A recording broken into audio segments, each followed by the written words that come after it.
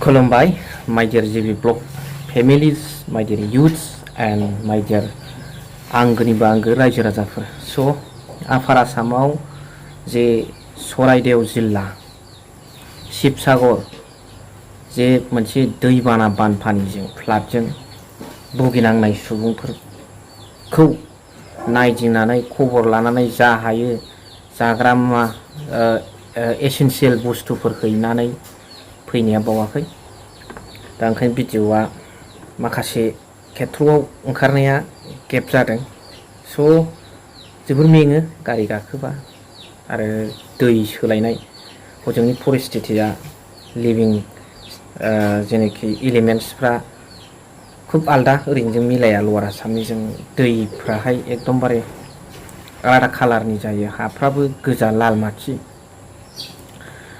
दा बेवहाय बनसु थरफनिफ्राय थांदों हैदों जों आं दंफायो बेवहाय मोनसे खोथाखौ नटिस खालामबोदों बेखौ उनाव रायलायगोन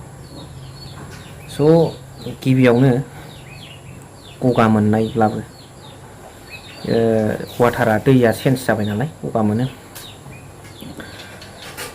उन्दुनाय जानाय लेट्रिन खालामनाय थिग थाया गोजानाव थांबा ओंखायनो लेथ्रा जायो दुरबल जायो दा हाग्रामा महिलारी बिथां साराबो बे शिबसागराव थांनानै दैबानायाव जे सुबुंफ्रा न' बां जिखुनु गावनि थांना थानायाव नांगौ जानाय बुस्थुफोरखौ खोमाना लानो गोनां जाबाय दैबानाया सुबुंफोरनि जिउखौबो लानानै थांबाय लोगोसे बर'फ्राबो थैदों बेवहाय थानाय सुबुंफ्रा आरो गोबां खहा जाबाय बेखौ नायदिंहैनानै खबर लानानै उकिल गगैनि थ्रुयैहाय दा रिलिफ फान्डआव फैसा हरनायनि अनगायैबो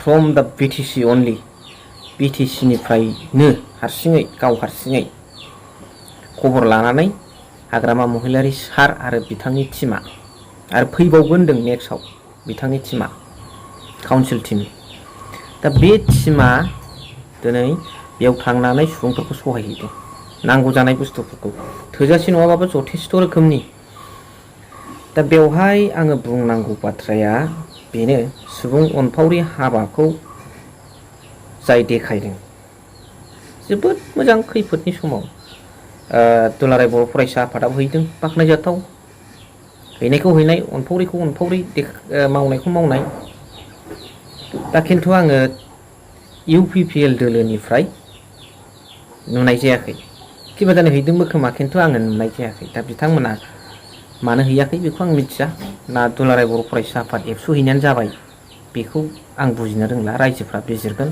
दा हाग्रामा महिलारी सारा हैदों नाथाय बेवहाय हैसेयावबो आरो बिथाङा माखासे खोथाखौ एसुरेन्स होबोदों जे नांगौ जायोब्ला उकिल गगৈ बिथां सारा माबा मोनसे बुंबा माबा मोनसे आरोबाव बानायना होबावनाय खोथा बेबादि खोथा होबोसेयावबो खैफोदनि समाव सहाय होसेयावबो बिथांखौ सासे खैफोदनि समाव सहाय होग्रा लिडार होनानै घोषित खालामसेयावबो बिपदत परा मानुर कारणे सहाय करा एजन नेता हिसाबै प्रकाश करार पिछतो UPPL दलत नेता सापर्टार्स বিলাকে हाग्रामा महिलारी सारक बिखय बेया बेया কথা কৈছিল बेया बेयाকে गाली दिছিল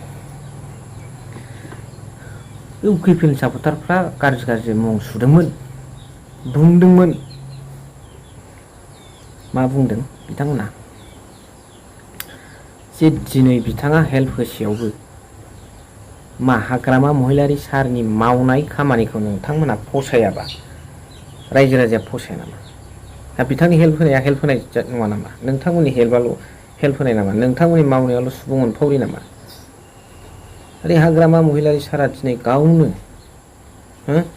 गोसो गोरबोनिफ्राय गोसोखांनानै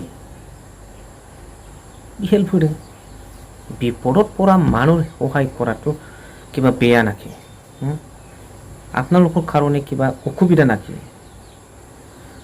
दा बेखौनो आङो बुंनो सानदों बे भिडिअनि गेजेरजों बे खामानि मावनायाव रावखौबो पार्टि टार्टिनि खोथा लानो मोना खैफोदाव गोलैदों नालाय गोलैदों सहाय नालाय सहाय बे दा नोंथांमोना बिनि सायाव मा सानो कमेन्ट्सआव बुंबानो जाबाय दा बेयाव बनसु थरफनिफ्राय थांदों बेवहाय हारसा बर' बयखौबो बिपदाव गोलैदोंना गोलैदों हेल्प होदों जेखि आफाद जातीय संगठनानो जाया मानो। नाथाय बावहाय जे माखासे बर' मानसिफोर दङ बिथांमोननि कालसार, बिथांमोननि ड्रेस, बिथांमोननि लेंगुवेज एन्ड रिट्स एन्ड रिचुवेल गासिबो गोमाजोबनानै बिथांमोननि गेजेराव बर' होननानै सिनायथि होनो हायोबा मोनसेल' दंसै धर्म। बर'नि धर्मआ मा? बाथौ। बुहुमनि खना खनला जायगायाव बर'फोरखौ बाथौ सिबियारि होननानै मिथिनाय जायो। बिथांमोननि न'खरफ्रोमबो बाथौ नुगोन, सिजौ बाथौ, बाथौ धर्म। दा दिनै सेन्सासावबो बाथौइज्म लिरनो मोनबाय।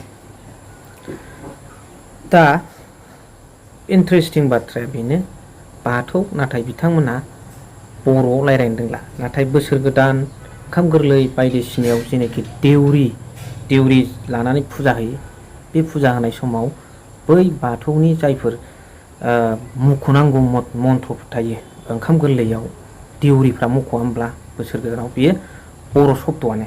बुजिदा बुजि बिथांमोना बर' शब्द मख'यो देउरिजों लोगोसे जायफोर न'खरफ्राव बिदिनो बोसोर गोदान बा ओंखाम गोरलैफ्राव फुजा होयो।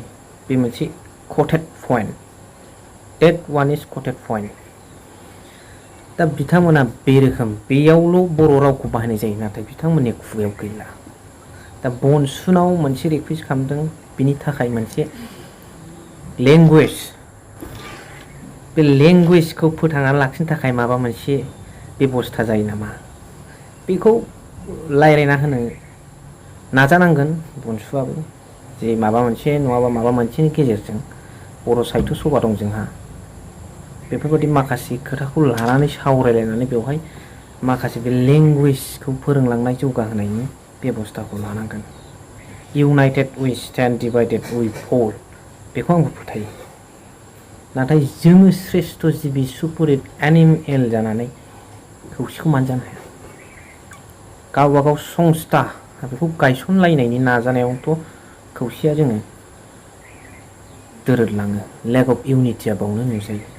नाथाय जोङो इउनाइट खालामनांगोन। दा बेखायनो दिनैनि थारिखआव बर' साहित्य सभा बेजों सावरायनानै बेफोरखौ सल्भ खालामनायनि लामाखौ जोङो लानांगोन। मानब गपिनाथ बरगयारि सार बिथांमोनाबो भिडिअखौ नायफ्लांबाय दंबा बे सिन्थाखौ खालामनांगोन। मा सानो रायजो राजाफोरा? दिनैनि भिडिअखौ सिखोनाव दोनथ'बाय। थेंक इउ भेरि माच फर वाचिं।